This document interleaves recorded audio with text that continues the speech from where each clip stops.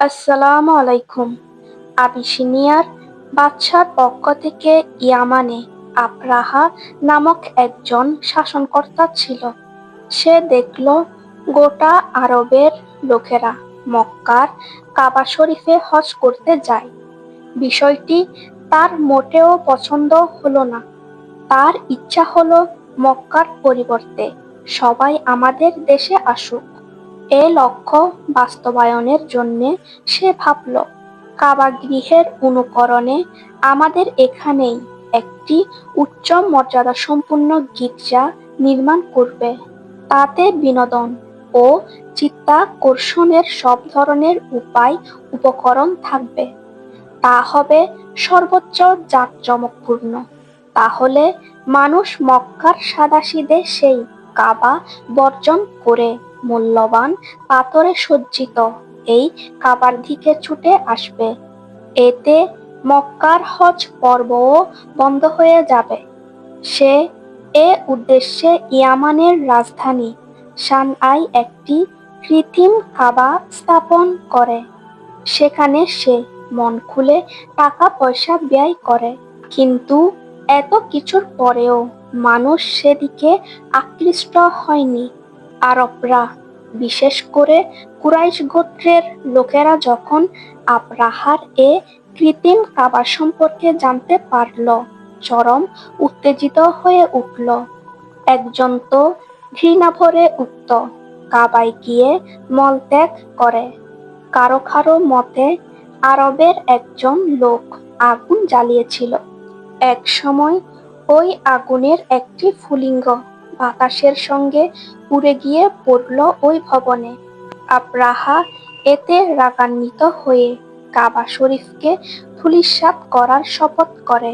শপথ অনুযায়ী বিলুপ সংখ্যক হাতি সংবলিত সৈন্যদল নিয়ে বাস্তবেই সে কাবা শরীফ ধ্বংস করার উদ্দেশ্যে বের হয়।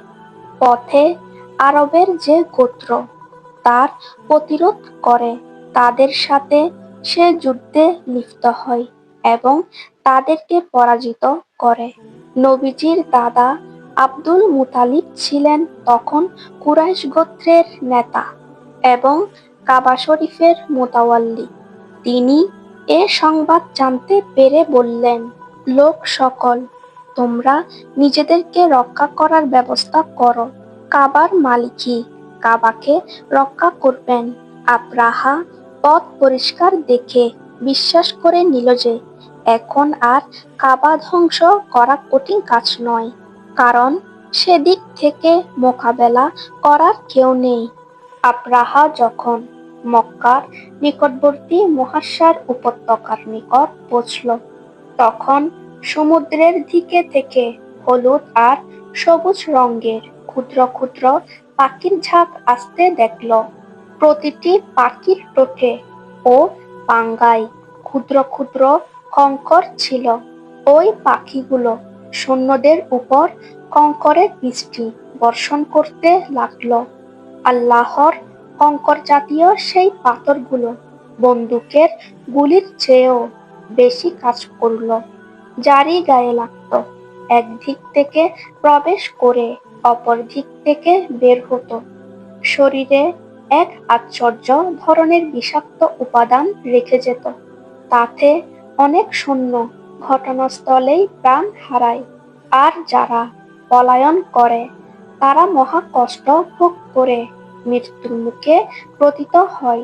এ ঘটনায় বিশেষ গায়েবী ইঙ্গিত হলো, আল্লাহ তাআলা যেমন অলৌকিকভাবে তার ঘরের হেফাজত করেছেন, সে ঘরের সবচেয়ে পবিত্র মুতাওয়াল্লি এবং সবচেয়ে বড় পয়গম্বরের হেফাজতও তিনি ঠিক সেভাবেই করবেন।